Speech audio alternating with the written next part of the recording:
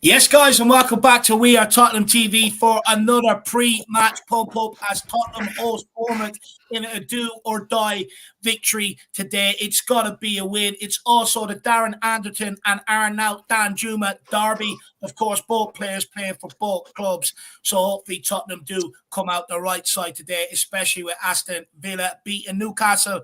As you can see, we are joined by the one and only Sean from Spurs Talk Show. How are you keeping, my man? Good, mate. I'm good. I've just noticed I've got something hanging down. Oh, it's a bit of thread. Bugsy Malone's had my hat this morning. She's been going away, working away at it. Mate, I'm good, mate. Good to be back with you. Good to be back on the channel. How are you? How you doing? Yeah, I'm good. I'm good. Look, you know, Pedro Porro needs people to help him marshal his prison yard. So, you know, I've volunteered as his prison guard, Sean. You know, me, you, and Jacko, we're Pedro Porro's prison guards. You know, the famous quote when, you know, his criticism to Team Sherwood, where Team Sherwood criticised him, he basically come out and said, look, I'm the type of guy, if I was in prison, I'd run that prison. So he needs prison guards to help him run that prison, and I have volunteered. So I cannot wait for today. I'm really excited about Pedro Porro. He's a guy that is delivering UK-wide, whether it's 60-yard balls, crosses, goals, it doesn't matter. The Porronator is on form, and I'm really excited to see him again, Shawnee. Technically, I think he is absolutely superb and offers a lot going forward. He excites me. But, Sean, Newcastle dropping points today. We've got them next week. How important is a victory today now? I've got the game as we speak. I mean, look, the first half was entirely one-sided. Villa absolutely smashed Newcastle in the first half, but they only got one goal. I'm watching the second half, first 8-9 minutes of it, and Newcastle have come out of the traps a little bit better off. So I wouldn't say they've got the points or Newcastle are dropping points just yet. We hope so. We hope so. Although, look, Villa, I mean, it's arguably too late for them to make a charge, but Unai Emery is certainly making waves over in you know, in the Black Country in Birmingham. So for me, it's a good opportunity. If Newcastle do end up on the receiving end of a spanking tonight, looking at right now, then Tottenham will take these points, right? You can't really worry about what other teams have got to do. You know, you've got to beat the team that's in front of you first. If we don't get all 3 points today, for me, top four is over. If we do, and other things happen around the country that suit us, then we can start to maybe believe a little bit again. You know? But Newcastle next up, Newcastle away from home are a little bit different to Newcastle at home. Very much the same as Manchester United. They've got a whole bunch of injury problems they've got to worry about. You know, it would just be so Spursy to put in the worst season in terms of form, you know, performance, form, football, like the club being at loggerheads with the fans at loggerheads with each other, and yet, oh, have I lost you? Oh, I've still got you. No, and yet somehow we, by hook or by crook, finish fourth. Stranger things have happened, my man. So look, Newcastle will do what Newcastle have got to do, but we got to worry about Tottenham. And there's a lot to talk about the game, and lots to talk about Tottenham generally. Like you said, Pedro Porro at the right, he's growing into it, right? He had a really struggling, like sluggish start. He was embarrassed at Leicester. And then the second performance, I think he was then dropped. Emerson Royale came back in. I think he's getting this run in the game in the team because of Emerson Royale's injury issues. But you know what? It's brilliant to see two players that are stepping up, right? And that don't want to drop their guard. Like, so Porro puts in a terrible first performance. Emerson comes back in and starts to show glimpses of some player that we haven't really seen. He then gets injured. Porro comes back in, and now Porro's stepping up. You know, I don't want to go to prison anytime soon, Dave. But if there was a prison fight, I'd like to see it would be Emerson against Pedro Porro. Let's be honest, it'll be a good one. They'd rip each other's heads off. But you know what? Having that competition is good. It's just a shame it wasn't there maybe earlier on in the season. Yeah, how much different would this season have been or panned out for us if that was the case? But look, you know, getting on to today's game, for me, it's a must-win. I think you got to look at, you've got Newcastle away, Man United at home, Liverpool away. Our away form is absolutely shocking. Home form, we are unbeaten in our last 5. A lot of draws in there, though. And United at home has traditionally been tough for Tottenham. So today is a must-win. And all I ask is just, look, you know, the players, the club, you've lost a lot of fans this year. You know, you've lost a lot of fans, a lot of support. And what I mean by lost is people maybe just becoming disinterested, not turning their back on Tottenham or not supporting the club, but people apathetic. You know, so all I ask for them today is just get the job done. Don't fall to the pressure of Newcastle dropping points. Go out there, get a good comprehensive win, and just give us something to fight for going into these next 3 games because they're important. It's make or break for top 4 of them next 3 games. With Newcastle dropping points today, it's a chance for us to turn that heat up a little. United are travelling to Forest tomorrow as well. You know, Forest are also fighting for points. They're a bit of an anomaly. They turn up, they don't turn up. So you don't know what's going to happen there. So for me, you know, we've been given, but I can't believe we're still in with a shout. I really can't with how this season has gone, but we've been given that chance and we've got to take it now. It's now time for us to turn up that heat on the other teams, put the pressure on, keep grinding out the results like we done at the back end of last season, and somebody will slip up. Someone will bottle it. Someone will get nervous. It's up to us now to put it together. There's been too much excuses, too much going on at this club this year. Let's just get some camaraderie together for the last few games, the last 7-8 games, and let's just try and make something happen, because I know a lot of people are at the point where they're going to say, Dave, I really don't care about European football or top 4, and I get it. But the reality is, I was saying to Sean there the other night, I'm bored during the week. I've nothing to do. You know, I've absolutely I need them midweek games. I need them. It gives me something to do, something to be excited about. So, you know, and I'd rather. Hey, let me ask you on that, right? Just quickly, because like in a world where, like, let's say top 4 doesn't happen, and it's a slim chance. We'll see what happens. I think it's worth pointing out. Oh, what a chance for Newcastle! What a chance! Neds is pumping the crowd up. Newcastle might drop points here. We'll see what happens. There's a lot of football left to play. Manchester United have got massive injury worries. We don't know about, Rashford. He could be out for a week. He could be out for a month. Like there's lots of different rumours knocking about. But what we do know is that their little man at the back, who's an absolute giant, Lisandro Martinez, he's done for the season. Yeah. Rafa Varane likely out for the next 4 or 5 games. Like they've got to play. They've got to make do with Maguire, and I know they're 4th backs, but it's going to be interesting to see how Manchester United like rally and recover. And we do have a chance. But my point was, if we do not finish top 4, then a lot of people that I've spoken to in the community are of the opinion that they wouldn't mind doing a season like what Newcastle did. Right? It made their season far easier for them, only having 1 game a week when everybody else was playing 2. A lot of people saying if you're not going to finish in the top 4, I'd rather finish 8th, rather get out of Europe. But you know what? Whether there's any logic to that or not, me personally, I would never hope that Tottenham lose games to end up finishing in the situation. I want us to win every game and then see where we go from there. But does the lack of midweek football, Dave, does it annoy you to the point where you would rather play in the Conference League against Slovenian farmers than sit out of the European fixtures altogether? Look, what I will say, Shawnee, is I would. look, you know me, I'm a pathetic fan when it comes to Tottenham. Any competition we're in, whether it's an Audi Cup pre-season or Europa Conference League or Champions League, Premier League, FA Cup, League Cup, I want to win them. I want to win them. And for me, I think, I can see what people are saying when they're saying, okay, take a year out, bit like Newcastle, down to one Sorry, game Dave, just quickly, Dave, Villa are 2-0 up. Come on! Come on! Come on! This is huge for us. Absolutely huge.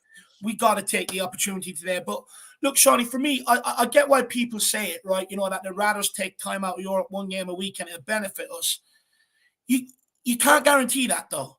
That's the thing, right? Yeah. You can't guarantee that. And second of all, it's a long season. And if somewhere along that point, everyone's going to sit there and go, do you know what? I'm watching West Ham in Europe, not West Ham, won't be next season unless they win it. But, I'm watching other teams in Europe and I feel like we should be in there ahead of them. And then, I think they'll regret that somewhere along the line. For me, Tottenham have always been synonymous with Europe. Like, I remember my old lad telling me about the great European nights, winning the Cup Winners' Cup and the UEFA Cup and stuff like that. And for me, it's always been, about Europe with Tottenham. That's always been a part of the allure for me. And it's what I went through an era where, we didn't get Europe for quite some time. And look, I've supported this club without Europe, and it's not nice. You're jealous, you're envious, you're hearing people talk about the great nights before, and you're left sitting there like you can't contribute to the conversation because your club aren't there. And me, I just want Europe. Tottenham has always been synonymous with Europe since the Bill Nick days, and I don't see why it shouldn't continue. No, I 100% agree. Little update there. It looks like he's offside by his knee slightly ahead. Yeah, it's been given offside. So back to 1-0. The game's back in balance again. But yeah, to answer to respond, mate, I 100% agree. I love watching Tottenham, and like, there's no reason why we can't. If we go and plug the certain few holes, if you go back to the team that we had under Mourinho or when we were in the Conference League a couple of years ago. And we tried to play. We sent under Nunes as well. We sent we left the first team at home, sent the B team out there. All that kind of disrespect. It comes back to kind of bite you on the arse. What I would personally prefer is that we just add the 3 or 4 more little areas that we need to plug, and then sort out whatever's going on with the loanees. Who wants to stay? Who needs to be found new homes? Get as much of that done as possible. It's going to be tricky to get everything squeezed in one summer.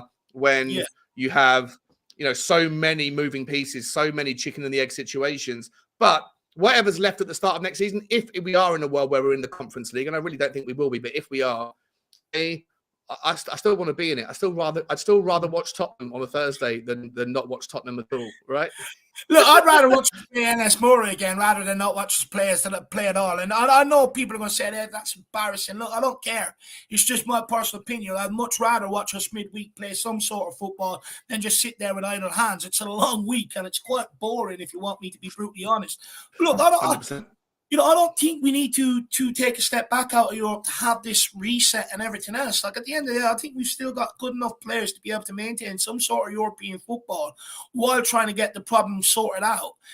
For me, I think, look, what I will say is if we do end up going into the Europa League or the Conference League, for me, you can't keep persisting with players that we've played in these competitions before and have let us down. You've got to clear that deck out, and you've got to keep the likes of Spence, Gill, Papa Matasar, and people like that around and blood them in them competitions. Give them the game time because they're young players who will want to take the minutes. Come on, Scott. What a goal from Villa! Come on, that's a team goal. That is an absolute. They have just absolutely ripped them to pieces. Newcastle United look awful against this Villa side. Oh, it's perfect. The class absolutely tore them to pieces. Then tore them to pieces. I know a lot of people again. Was it? I know a lot of people say to me, Dave, it says Brighton, not Bournemouth. Look, it's nothing to do with me. I'll text the boys and ask someone to change it. I just turn up. Me and Sean just turn up and let our mouths loose. Yeah, that's all we do. Everyone else sets it up. But look, for me, I definitely think, if it is a Europa League or Conference League, you've got to clear out the blockage that we have in that squad with all the loan players and stuff like that. And you've got to bring some youngsters in that you can blood them in a Europa League or in a Europa Conference League for me, and not keep persisting with guys that have proven that they're not going to turn up in these competitions because they think they're too good for them, in my opinion. We have Ashmatic in here. Ashmatic is joining us. Big up, Yeah, Ash. big up, big up, big up, big up, big up. What's happening, people? Yes, my man. You How right? you doing, bro? Sweaty, man. Sweaty. Just finished work. You back from a workout? Yeah. All good, That's man. All interesting. good. You're sweaty. I'm sweaty because my liver doesn't work properly. And I'm sweaty because I'm stressed. So we all have reasons to be sweaty. All these sweat bots up in here. You know, that Romero and Porro somehow strike me as dead. Absolutely love that. But look, Ash, me and Sean were talking about Tottenham with Europe there. I mean, the question Sean poses that, some fans would rather see Tottenham take a step back, not do a Europa League or a Conference League, and just have a whole season just concentrate on the Premier League and the domestic trophies. But I'm not of that opinion. I think I'm petty. I'd rather play Europa Conference League. I mean, if the Euro Vase was brought back underneath the Conference League, I'd still want to play in it, because I believe European football should be at Tottenham. That should be a minimum every single season. But where are you at, Ash? I think, like, I'm gonna lie. If someone like Schlott came in, not everyone's not a fan of him, but I just feel like he did well in that competition, and he does well with the youngsters, and I just feel like he might just have a go. Like, he might have a go at actually trying to push towards like winning the European Cup. I mean, I wouldn't be against it. Like, and if we got to see some of the fringe players get regular minutes, because my problem is with the squad at the moment, it's always the same 11. Yeah, always so the same 11. 100% agree with you. Yeah. It's not, when someone else comes in and the performance level drops off, you're like, why? Well, why do you think? Duh! Because they're not playing games, not getting minutes. They're not playing against opposition in a competitive environment. And that's what these players need, especially younger players. They need that physicality. They need that run of games where things aren't quite going right and they've got to quite figure it out for themselves on the pitch. The more time you have on the pitch, the more you could do thousands and thousands of training sessions, but it's not going to prepare you for the real thing. And so I'm not against seeing my team more than once a week. Do you know what I mean? I'm not mad at it. So if we're in Europa, like, because the thing is, you could go Champions League, but not just Europa, Ash. Right? Even if it's not just Europa, like, I think Europa League personally is a brilliant competition. I think the quality that's been in it the last couple of seasons, arguably, is as good. Once you get to the knockout stages of the Europa, it's arguably as watchable as some of the Champions League ties that have been thrown up. But I'm talking about, like, you drop down in a world where you drop down to the Conference League. A lot of Tottenham fans would say, I'd rather just have nothing than that. But me personally, I think Dave agrees, and I think it sounds like you agree as well. Nah, like never hope for outcomes that result in you finishing the league lower. And on top of that, watching your team twice a week, to your point, Ash, should get you the opportunity to see some of your fringe players step up. Yeah, for me, it's a thing where, like, if a manager, you want to try something a little bit different tactically, that might be the game to try it out. Yeah, we might get put in the mud by a smaller team, but at least you get to do it in an environment where you're like, all right, that didn't quite work. I might try and tinker here with this next game. Do you know what I mean? You get a chance to try out different formations, different tactics, different players, see who works with what. And then in real time, it might help you on your bigger games, because you've, like I said before, you've rotated that squad. Sorry to repeat myself.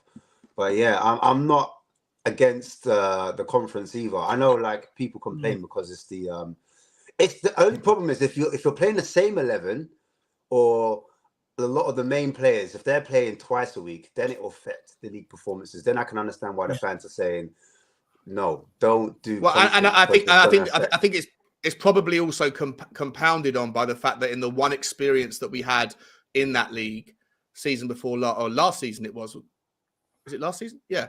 At the start of last season, it was last season. Under Nuno and under Conte, that when we did go and send the B team out there, none of them gave two hoots. And that's a problem. Again, that's a problem with the mentality and the psychology of some of the players. But you'd hope that. I mean, I listen to psychology, so I'd love to be able to explain why players don't care when they're trying to fight for their place in the team, and they don't get an opportunity in the league, but they do get one in Europe, and then they don't turn up for that. Like, that's a problem for me. Yeah. But and hopefully next season that wouldn't happen in a scenario where we find ourselves in that competition. But, I think in that Europa Conference League, a lot of the teams, we underestimated them, and we were getting out-muscled, outrun.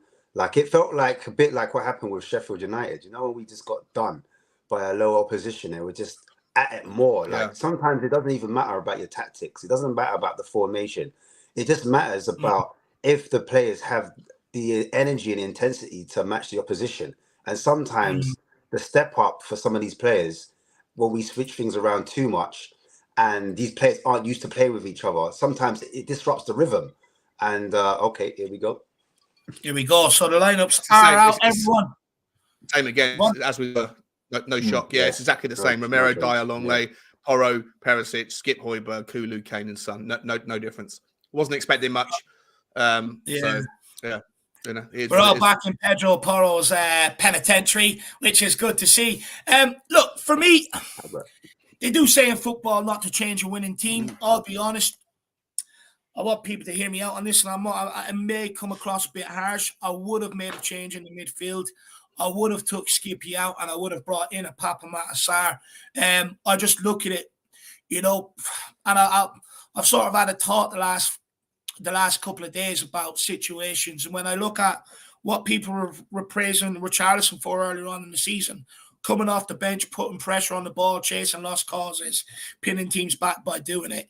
You know, we've praised Danjuma for doing it there the other day against Brighton and stuff like that.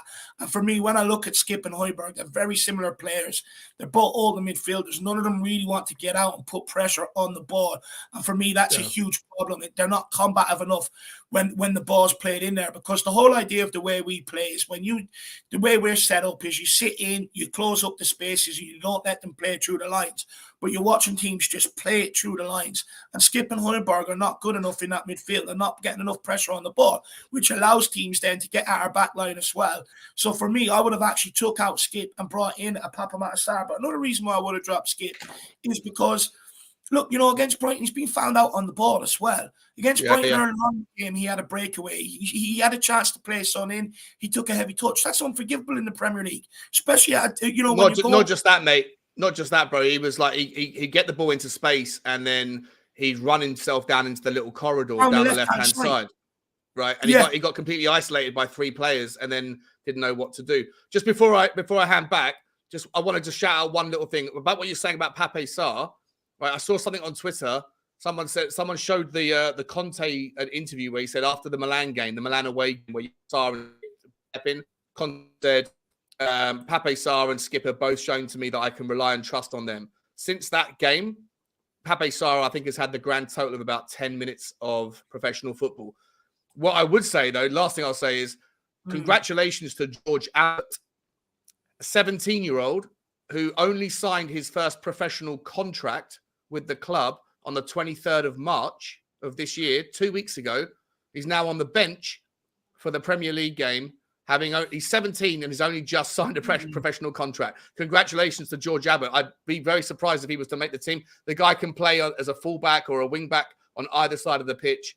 So a massive day for him. And I just want to shout that out because I think his parents must be absolutely thrilled for the boy. You gotta be. Congratulations to Abbott as well. It'll be nice to see some youngsters get a bit of a game, some game time, but we'll wait and see.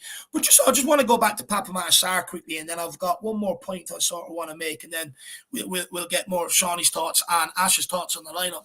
I don't understand what's going on with Papa Matasar. For me, I actually think he was the best player on the pitch in the San Siro. I thought he was better than Ollie Skip that day. I don't understand why Papa Matasar hasn't seen more minutes. And I know, look, he came off the bench against Southampton and that penalty was sort of him with the high boot, but we'll all agree very harsh, shouldn't have been given. But, you know, for me, I think Papa Matasar, he shows more. He can get stuck in. He's good on the football like we've seen that day in the San Siro, spraying passes left and right. He's not afraid to take long-range shots. For me, I just think Papa Matasar would offer us more of what we're missing from Bentancur. What Bentancur was so good at is he can receive the ball in tight spaces and play out. But not only that, how many times did you see the guy press the centre midfielder, press the centre back, press the goalkeeper, they launch it long, we pick it up, we recycle, and we go at them again. Skip and Højbjerg, none of them want to do that. and it's just all very passive. For me as well, I just want to say quickly, I hope Danjuma actually gets some minutes off the bench today. He's played for Bournemouth. For me, I would have been in his ear all week telling him you're going to be involved, stay hungry. He's going to want to prove a point today. But I also want to see us make substitutions in the forward line a bit earlier than what we are. The impact that Danjuma had against Brighton coming off the bench, he chased down the ball, lost causes, and forced Brighton back. When we keep Son and Kulu and Kane on for as long as we do, they're tired. They don't have the legs to press, so that we end up sitting further and further and further back. Whereas you look at Danjuma, the impact he had against Brighton, like I said with Charleston earlier on in the season, the impact he was having off the bench doing the same thing, and we were grinding out results. Gill at times has done it this season, having an impact off the bench, providing energy, chasing people down as well. So I think, we've got to, in and around 65, 70 minutes, you've got to make changes in that forward area to get fresh legs on, to press and push teams back. And hopefully that will stop what we've seen against Everton, the late goal, what we've seen against Southampton, the late goals, where we just sit back and allow teams to come. You make them substitutions, you get the legs on, send them on to chase the ball, you push them back, and hopefully that stops happening. Sean, over to you, my man. No, I agree 100% with what you're saying, mate. Listen, I think that Skippy was poor against Brighton. I think Skippy's he's a weird guy. He's a weird player. Like, when he came back from his injury, I was like, it's not the same guy. He's recovering. Similar to how I feel about Kulusevski. A lot of people are saying, is Kulusevski just not the player that we thought he was? Did he have a quick flash in the pan? And is maybe the version of Juventus the reason why Juventus let him go? Is that why? Is this the version we're now seeing? I don't believe that at all. I just think the guy is struggling from a reoccurring injury with a hamstring that everyone knows. If you pull your hammy once, it's going to go 10 more times in your career. He got rushed back in, and then it went again. He got rushed back in, it went again earlier on in the season. He's now back. You can see that he doesn't really trust it. So I don't think I've got no worries about Kulu myself, but I 100% agree with you that there should be some rotation. I 100% agree with you that Stellini, who, by the way, I've heard this is, I don't know if this is true, but I heard somewhere else that, I haven't seen it for myself, but Stellini's red card was overturned, and so he's back in the dugout today. You can confirm that, can you, Dave? Okay, perfect. I bought him, but Zerbi and Stellini, it was overturned. Oh, okay, fair enough. Well, look, I'd like to see Stellini give Danjuma minutes, and I hope that Stellini did have a quiet word in his show, like during the week, and saying, look, you did really well. We're not going to start you, but you are going to get minutes. And by minutes, I don't mean 7 minutes to hold on to a game. I mean 25. Pending on what happens, obviously you can't make promises, but pending the situation at the time, I think Danjuma does need minutes. I don't believe he's going to be here next season anyway, but I still think he's got a point to prove. He needs to put himself in the shop window.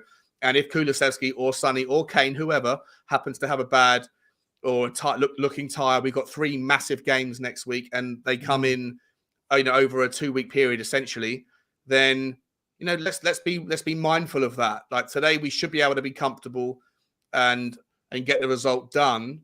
But at the same time, if the moment is there, if the opportunity is there to give Danjuma minutes for one of those 3, then make it happen. I'd like to see Sarr get some minutes. I'd even like to see, I wouldn't sing a few minutes. I didn't hate the fact that Tanganga got minutes from Ryan Mason. I thought he did a fairly good job. I know we're struck with injuries, but at the same time, you do need a squad. You do need people to come in. People like Pierre and Hojbjerg are expected to play 90 minutes every single week, twice a week, etc. Those things do take their toll.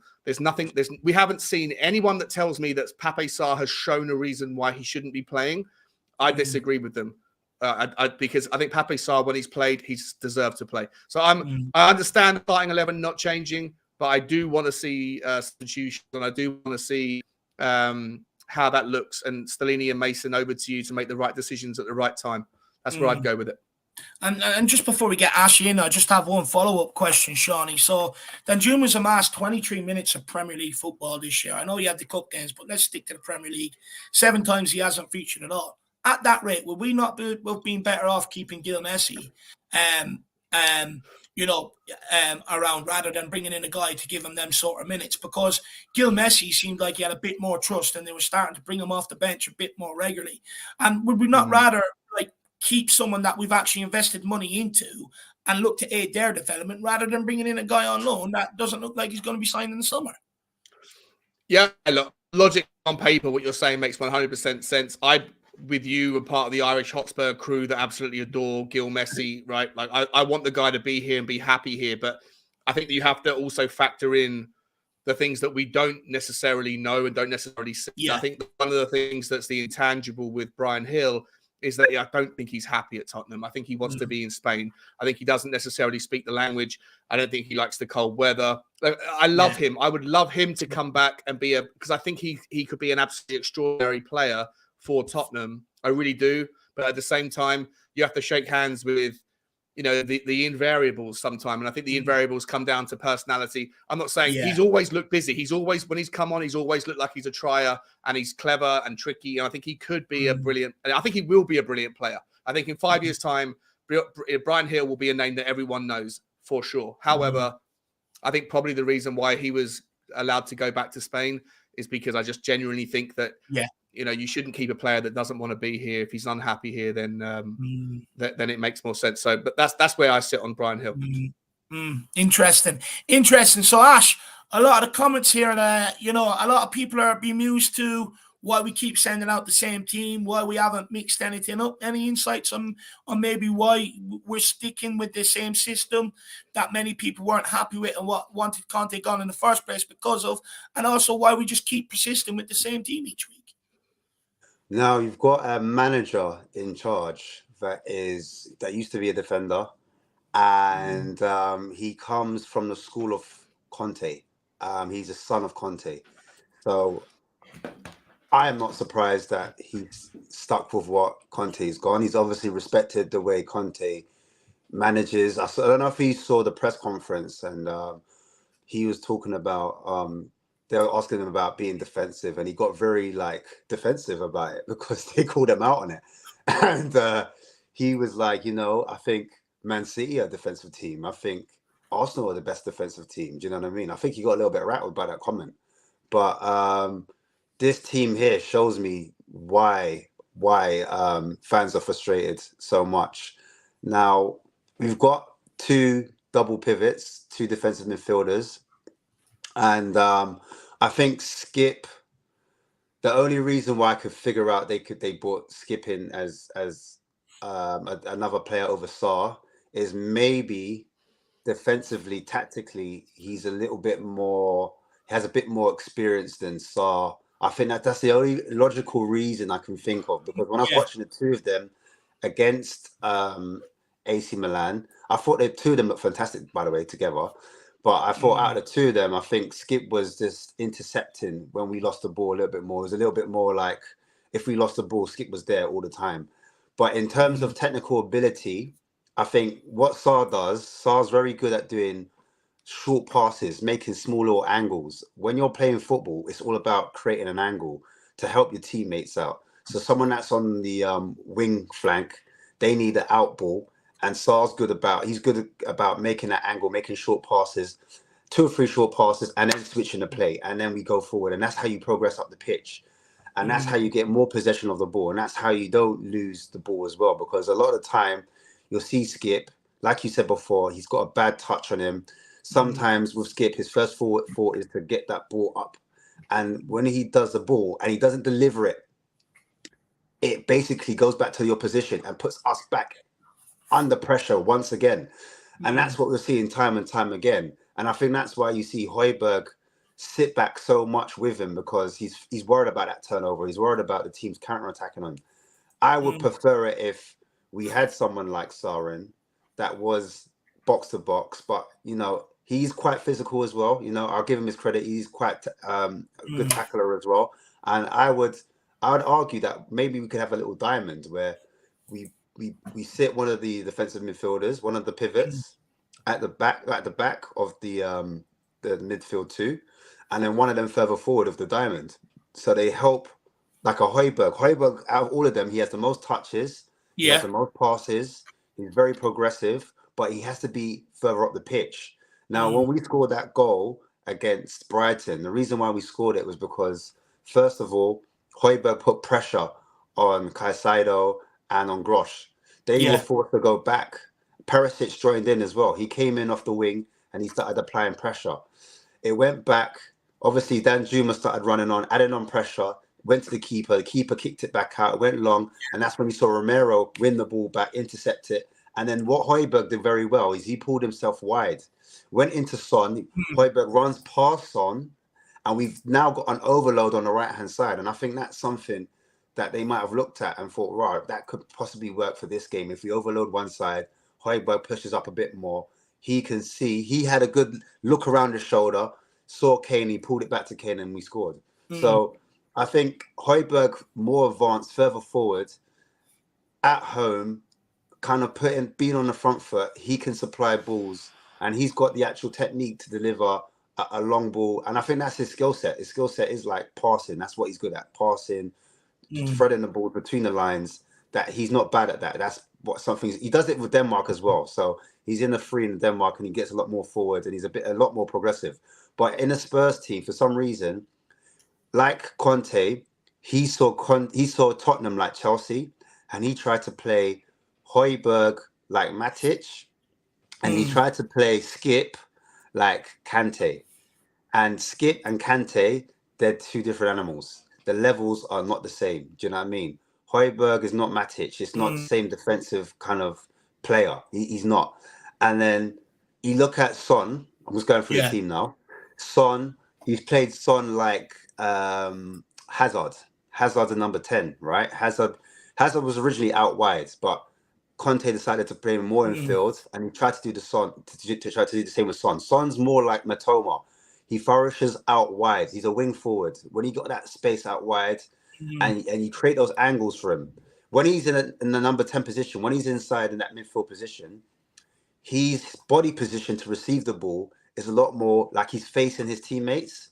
But when he's playing as a wing forward and he's getting chalk on his boots, then he's at an angle. Then he can run in behind their fullback or their centre back, or he can arrive into that hole. He can revive into that space. He can run on the outside from outside in or inside out. And you can see the old Son pull up, and you'll have a lot more shots. And that's the reason why his confidence is dipped, because he's not Hazard. He's not adapting to that formation. And he's, like I said, his body shape is all wrong. Then you've got Kulusevski. He's tried to do the same with Kulusevski, with like what he did with Pedro. It's just not the same. And just to add to that as well, we don't have a Fabregas. Where like Costa up front, I was watching one interview, and Costa was screaming at Conte, because remember, them two fell out. Get Fabregas on! Get Fabregas on! Fabregas comes on, passes the ball against West Brom, Costa scores. Do you know what I mean? Because he knows that he's more progressive. He's got that. And everybody knows we're missing that creative spark. And it's where the players are positioned. And then that's the reason why the ball keeps coming back onto us, because we're trying to play the ball too forward, too quickly. We lose possession. I understand why we're doing it, because we don't want the teams to be set in a position. And when teams come onto us, that's when we counter-attack, and that's when we hit them. But when we've got teams that have two backs of four, we find it very difficult. We try to do the wing back route, and we've crossed more balls into the box than any other team in the Premiership. And as a result, we've not scored hardly any goals of it, because we haven't flooded the box with those players, because we're playing way too cautious, and we're getting criticised up and down the country from numerous round of pundits. Tottenham have got how many attackers? We've got Dan Zuma, we've got Richarlison, we've got Song, we've got Kane, we've got Kulusevski, we've even got Lucas Moura. But at the same time, we're not playing to our strengths. How are they getting that ball? How's the front three being supplied? Do you know what? I hear you, Ash, right? I do hear you, but we've scored some of the most goals in the Premier League. For me, I think, we've got to understand, we ship a serious amount of goals, So the reason why we play the counter-attack in football, there's two reasons. A is we sit back on top of our back line to try and protect them as much as we can, because if they're left open, they get walked by. We've seen that time and time again this season. Leicester, prime example, that 4-1 slapping we got there. But also going forward, last season when teams sat back, they put two banks of four or blocked up the middle, left us out wide. We had no answer to it. So that's why I think we're trying to spring the counterattacks and get up there and play quick, fast attacks, is because, Brighton and Brentford sort of showed the pathway last season on how to do it. So, I think that's why we play the counterattack. Because look, for me, I think once you get a better back line, all of that will change. You can play a different style of football. You can play more on the front foot. You can play higher up the pitch. So look, let's wait and see what happens. But just quickly, I'm not sure how this is going to affect the game, but the Bournemouth team have arrived late at the Tottenham Hotspur Stadium. Alistair Gold has said no delays announced of yet, but there might well be a delay or two. Let me just double check that and refresh, see what is going on here with that. So no, still the same. They reckon no change yet whatsoever. As the goal says, Bournemouth arriving now at the Tottenham Hotspur Stadium. At this stage, there doesn't appear to be a delay off the kickoff time, but I would say keep a close eye on that. There might well end up being a delay, so we'll wait and see. But look, Sean made a point about, we expect Højbjerg to play twice a week, every week. We do the same with Kane, Son, Kulu, Romero, all them players when they're free. Why do you think we don't change it up a bit? Because this is why fans are getting frustrated. It's like we're seeing the same thing. We're still seeing shit football. We're getting lucky even when we do win. And it's kind of like, why are we not changing things up? Even one or two changes here or there. It's because the drop-off, I think that's what the managers are worried of. They think if they trust certain players, and if they replace it with other players, then the drop-off is too much to handle. I disagree personally, and I think like if a lot of the players' substitutions were made a bit earlier during the game, I think some of the players would have more opportunity to get those minutes, minutes under their legs, and they'll be able to help the team progress along. But where we've in the past waited to the last 10 or 15 minutes, I think that's and the thing is, we haven't. I understand where sometimes you don't want to make 5 changes because you don't want to upset the rhythm. But there's certain times where you need to take risks, and these managers aren't really risk averse in that way. And I think that's the reason why you're not seeing so many changes. But to me, because the way we're set up, like I don't think we have enough quality in the double pivot technically, because when we sit back and we invite teams onto us, you need players that can avoid the press. So if 2 or 3 Bournemouth players were to press Skip is more likely to take a bad touch, heavy touch, or run into a channel, run into trouble, make bad decisions, or you would try to do the high turnover, what he's brought in for, and that ball comes out and it goes back to the opposition. That's the tactic. Because there's 2 in the middle, because the wing backs, we don't really play in a 3-4-3, to be fair. It's just a 2. The other wing backs, one sometimes pushes higher up and one pushes further back just to help the defensive solidity. That's why sometimes, like last game, you didn't really see Porro have an amazing game. Perisic, you might have seen him push on a bit more, but if they take turns. So you don't really see a midfield 3 or 4. You just see a 2, and then when we get pressed, we start to make those typical mistakes. If we had technical players that were like a Bruno Guimaraes, like if you watch Aston Villa, like you look at some of their players, like Ramsey under pressure, you're looking at Buendia under pressure. They're not losing the ball as well. Even McGuinn. I don't really like these players, but I was just watching them before, and I was like, wow, Newcastle are a high press team. They're pressing Aston Villa, but they're beating the press. Do that to Tottenham and we crumble. And that's the reason why I'm not too sure about this whole sitting back, allowing players to come on top of us, because Højbjerg as well, he's not that technical. If 2 or 3 players put stick on him, he's not a man to wriggle his way out of trouble. He might pass backwards or sideways because he's nervous. He's thinking, I don't want to lose the ball here. And the reason why you'll see like a team like Man City, Pep Guardiola, he dropped Kyle Walker for that reason. He said that Kyle Walker can't play centre-back for him. The reason why Kyle Walker can't play centre-back for him is because in those areas when he gets pressed, he doesn't want to pass forward. He doesn't want to dribble forward. He passes sideways and backwards. And that's why he moved Kyle Walker out to a full-back position again. And then he eventually got dropped because Rico Lewis could do it better. When Rico Lewis is under pressure, he can move from right back into centre-back, make a double pivot with the midfield, and work out of that pressure. We don't have those technical players. Even John Stones, he prefers John Stones, and Stones can handle the press and he can play out. When you've got Højbjerg, Skip, Dyer, they're not technical players that can beat presses. And that's the reason why this conservative football and us sitting back doesn't really suit us too much, because we don't have the minerals. We don't have the minerals. And that kind of translates onto the other players. And that's why it looks like it's a mentality issue when really it's a actual footballing issue that we have. Sorry, go on. Let me ask you this, Ash, because look, I agree with you. First of all, we're not blessed with amazing technical players from the back line into the midfield, and I think that ultimately, of course, it has to improve. But I would argue we don't even, like, you know, if we would play up in the opposition's half, a lot of that is about recycling the ball through the midfielders across the back line. We don't have the players to do that either, and ultimately we've just got a huge problem. Regardless what way we go to play, we just keep giving the ball away too much, you know, too easily, and that's got to stop. We've got to learn to hold on to the ball in them difficult situations. People just have to step up and be brave. But we're in a situation right now where, going into the last 10 minutes of games, the team gets nervous and nobody wants the ball. You see them boys hoof it long, misplaced passes left, right, and centre, and it's not good enough. And plus, you know, if we give the ball away in the opposition half, they're just going to play the ball in behind us. We've seen that at times this season. It doesn't matter where we give the ball away on the pitch. We will allow them to get up to the edge of our box unchallenged, and it's just not good enough. It is not good enough. We can't defend. And look, I think we're going to see much more of this system until the end of the season. That's just my opinion of it. I think you're going to see much more of it because, you know, the way we set up, everyone is sitting there to protect the back line. Yeah. What I will say is, if people, it might be a little bit more effective, but it's clear the players don't want to play that way anymore whatsoever.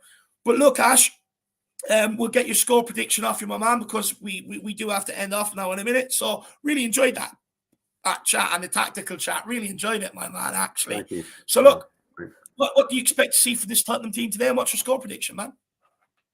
Well, I think the only way is for Spurs, because we really do miss like a Bentancur who's really able to transition the ball up the pitch. And that's the whole point of how playing a back three with the double pivots. So you can create a small box.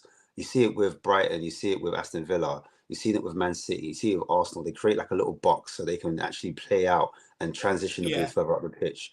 Where we don't have that, I think the only way is if our wide centre backs start to push forward at times. I'm not saying we go gun ho and we go high press, but at times we have to take risks. And I really like it when Romero is front footed and he pushes forward and he brings the ball, because he's actually got the ability to dribble the ball out from the back. He's got the ability to find those balls, to split those balls, to switch to play. And I like it when Højbjerg jumps onto the other side and he kind of links up with like your Porro, and we just thicken up one side. And so my thing is, if you can help, if because Kulu's really good at linking up, bouncing the ball. Sometimes when we play out from the back, we can bounce the ball, we can do the one-touch football, and we can progress. That's how I've seen us dismantle teams really quickly. Just hasn't been good enough this year. It's been hit and miss, hasn't it? It has. Yeah, it hasn't been. Sorry, and I just think sometimes when we're doing a counter attack, when Kulu's got the ball, sometimes it takes too long to pass. Sometimes when Son's got the ball, it takes too long to pass. And that breaks down the end product, because then you've got less time when it does get to that front two to make that final pass into the forwards. It breaks down because they're able to get more players back. So that's the reason. That's my criticism of the counter attack. Sometimes I just feel like if we were going to find a way, yes, sometimes counter attack, but it can't be a plan A and that's it. Do you know what I mean? I know we're not good at playing through teams, and I know we cross the ball and then we don't get enough players in the box. But I think if we overload one side, we put a lot of pressure, we move the ball around quickly, and we can do it. We can do the one touch. Then we can kind of make teams shift to one side, and then we can quickly switch, and that opens up holes and pockets in different spaces. And that's what we want with Brighton. I would go for, I'm going to stick with a clean sheet, funny enough, with a 2-0 win for Spurs. Being optimistic here, just so it makes the top 4 race a bit more interesting. So we go into the Newcastle game with something to kind of like go into. I honestly think that's going to be a super Sunday for all to watch, man. I think That's going to be a good game. And then obviously we've got to play Villa as well. And two big games. Manchester United's coming up. So I think today we win, and I think that's what's going to cause the kind of in the fan base. Can we do it? Can we do it? Do you know what, Ash? When I had given up, but Tottenham always find a way to suck me back in. Always find a way to suck me back in and give me a bit of hope towards the end of the season. I'm an absolute sucker. I'm a fool, man. I'm a fool. But you know what? Just quickly, I want to say I was watching Madrid the other night, and football's so simple. It's all triangles. You know, people moving off the ball to create the triangles. If we could do that, even in this system, even if we just got more people moving off the ball to offer themselves for a pass to take the ball, you know, it wouldn't look as bad. We just need these players to show a bit more movement out of possession and in possession. But look, today's game, it's a must win. Win today. You've got Newcastle on Saturday. Could be a straight shootout for top four, that one. And then you've got, of course, United and Liverpool after. So we've got 3 important fixtures coming up. Straight shootout for top four. For me, today's got to be a win. Reports circulating this morning that Eric Dyer's going to get a new 3-year bloody contract. Look, I'm not even going to comment on it. I can tell you why. It's baffling. But on that basis, I think Dyer's going to try and celebrate today, and actually might help us keep a clean sheet instead of pointing at everyone else to do his work for him.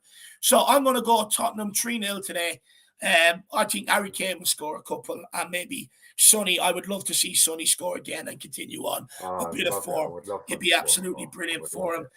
But Ash, any final things you want to say before we end off, my man? Yeah, no, you were talking about the triangles. Yeah. I think if we do overload a side, that's when we can create like 2v1s, 3v1s. Yeah. Do you know what I mean? We can outnumber them in that position. And I think it's important that we do that. I think it's important that Perisic comes inside a bit to give Son a bit of space on that wide side. He did do it, and I saw a little hope, a little glimmer. To be fair, it was Danjuma that got the space in that time when Perisic did pull over. But if Perisic carries on in that form and it helps out the midfield, that's another good tactic that I like to see. Spurs just need to create angles, movement off the ball. That can help us. As much as I don't like Eric Dyer, I just want to see him spray those, those quarterback. They call it the quarterback pass. Wouldn't he spray his lawn, Ash? I'm trying to be positive, but Dyer, like as a defender, he's not got it. Like if he's gonna do that, because remember he used to be midfielder. If he's gonna do that, and Dyer is shit, he's no good. I'm not defending him. But if he is gonna do those quarterback passes and he is gonna push a bit high. And if we are to go man-to-man, which I think is best for Spurs, I think Longley should play a little bit more of a sweeper role, drop off a little bit more, just to protect, because we don't have the pace, just in case. Billing is the monster.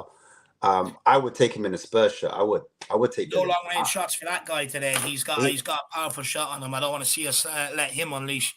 I know. That's why I'm saying man-to-man. That's why I'm saying man-to-man. He can beat presses as well. He's really good. And he used to play in a double pivot, but since they've moved him into that 10, closer to the striker, he's looked amazing. But yeah, I think that's it. That's what I want to say, man. I just think we can only hope and pray, Movado. We can only hope and pray that we can get a result, man. Yeah. Yeah, look, like I said, I'll reiterate, like I said at the start of the stream, Tottenham have let us down. You know, many fans feel disconnected from the club this season for one reason or the other. You want to try and at least claw some of that back, or at least try and make up 1/10 of it. Win today and go and get us top four.